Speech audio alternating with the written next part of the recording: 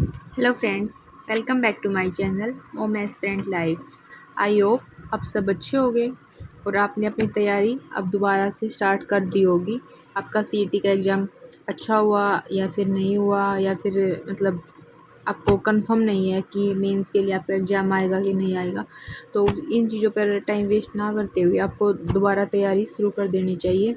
Estate आपका हो गया तो आप आगे की तैयारी करोगे, और एस्टेट नहीं हुआ है तो आपको डिमोटिवेट नहीं होना है। आप जो नेक्स्ट एस्टेट है जल्दी से निकल जाएंगे, 5 महीने और फटाक से आ जाएगा। तो अभी से आप लग जाओ उस चीज़ के लिए और अपना एनालिसिस करो कि जो आपकी मिस्टेक्स हुई हैं उसको अब दोबारा जो नेक्स्ट एग्ज़ाम है उसमें ना करो। तो सीईटी के चक्कर में बहुत सारे जो घर के काम है वो बिखरे पड़े थे, ऐसे ही बहुत सारा सामान बिखरा पड़ा था। तो फिर मैंने आज सोचा चलो अब सफाई करते हैं घर की। ये सारी टेबल है जो मेरी ये बिखरी पड़ी थी, कुछ भी मतलब अच्छे से कोई जगह सामान अपनी जगह सेट नहीं था। कोई सामान कहाँ रखा था, कोई कहाँ रखा था, क्योंकि बस सिर्फ ध्यान ये था कि हाँ जितना हो सके उतना टाइम पढ़ने पर दे दिया जाए। बस अपना जो भी खाना पीना और जो भी घर की मेन जो काम है बस उसको करें, और बाकी साफ़ सफाई का काम बाद में कर लेंगे। तो अब एग्ज़ाम हो गया है तो अब बाकी बच्चों की तरह हम रेस्ट तो नहीं कर सकते। हाउसवाइफ को अपनी जो प्रेशर है माइंड पे, दूसरी रिस्पॉन्सिबिलिटीज़ हैं जो एग्ज़ाम के चक्कर में हम नहीं कर पाए, अब वो करनी है।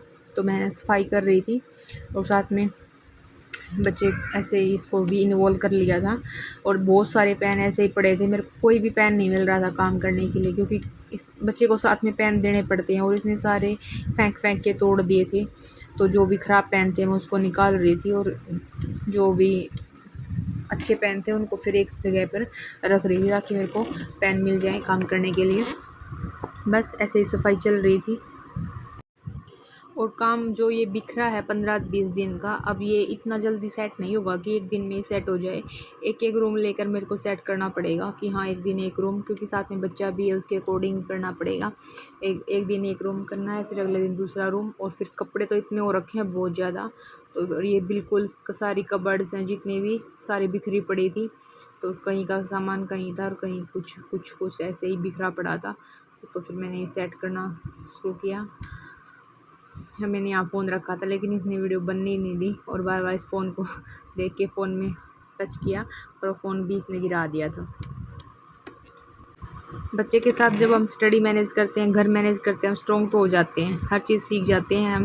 लेकिन फिर इसका सोने का टाइम हो गया था, 11:30-12 बजने वाले थे, और फिर इसने बहुत ज़ोर से रोना स्टार्ट कर दिया। फिर जितना भी मैंने डस्ट निकाला था मैंने यहीं के यहीं छोड़ दिया, दरवाजे के पीछे कर दिया कि हाँ बाद में इसको करूँगी मैं। और फिर मैंने इसको नहला के और फिर सुलाया, ताकि जो बाकी का काम है वो मैं बाद में करूँ। और बच्चे के सोने के बाद मैं कोशिश करती हूँ कि मेरा जो भी 2 घंटे रिलैक्स के मिलेंगे मैं उसको थोड़ा सा अपना स्टडी के लिए दे दूँ, ताकि फिर जो घर का काम मैं उसको बच्चे के साथ ही करूँ। ठीक है, ये फ्री टाइम है जो मतलब हाँ इसमें रिलैक्स वाली स्टडी हो सकती है। तो मैंने जो मेरा 26 को सुबह मॉर्निंग में एग्ज़ाम था, लेकिन जो बाकी 3 शिफ्ट के एग्ज़ाम थे मैंने वो तीनों एग्ज़ाम क्वेश्चन पेपर करने थे सोल्व। तो फिर एक पेपर मेरा रहता था, तो फिर मैंने सोचा चलो उसको कर लेती हूँ, तब तक 1.5-2 घंटा जितना भी बच्चा सोएगा। और फिर हमें कोशिश यही करनी चाहिए कि काम हम बाद में करें, जब बच्चा सो रहा है तो हम उस टाइम पे, बाकी सब तो आराम करते हैं लेकिन हमें अपनी स्टडी आराम लगती है, तो हमें अपनी स्टडी पर ही उस टाइम पे फोकस करना चाहिए। और आप भी कोशिश करना कि आपने जो आपका एग्ज़ाम था उससे बाकी के जो 3 एग्ज़ाम हैं आप उनको भी करो, और उसमें से आप अपनी ये लिख लेना कि हाँ मैथ्स में मेरी ये इस चैप्टर में गलती हो रही है, रीजनिंग की मेरी इस चैप्टर में गलती हो रखी है। तो मैंने तो ऐसे ही अपने उस पर एक जो मेरी कॉपी है जहाँ मैं अपना टाइम टेबल बनाती हूँ, जिस डायरी में, उस डायरी में मैंने लिख लिया कि हाँ ये सब्जेक्ट मेरा वीक रहा है और इस पर मेरे को अच्छे से फोकस करना है, और ये टॉपिक यहाँ से पूछे गए हैं, ताकि जो टॉपिक मेरे को नहीं आता था, जो क्वेश्चन मैंने गलत किया है पेपर में, वो मैंने सारा फिर अपनी डायरी में नोट कर लिया। उसके बाद कपड़े भी धुल गए थे, मैंने मशीन लगा रखी थी, तो फिर मैंने कपड़े सुखाए। और फिर कपड़े तो इतने हो रखे हैं 15-20 दिन के प्रेस करने, बहुत ज़्यादा, और मन भी नहीं करता करने का इतने कपड़े को देख कर, लेकिन करना तो है ही सारा काम। तो धीरे धीरे सेट करेंगे थोड़ा थोड़ा करके, और फिर स्टडी को भी थोड़ी थोड़ी करके कंटिन्यू रखेंगे, एक बार बीच में गैप नहीं देंगे। और फिर गैप आ जाता तो फिर कंटिन्यूटी बनाने में टाइम लगता है।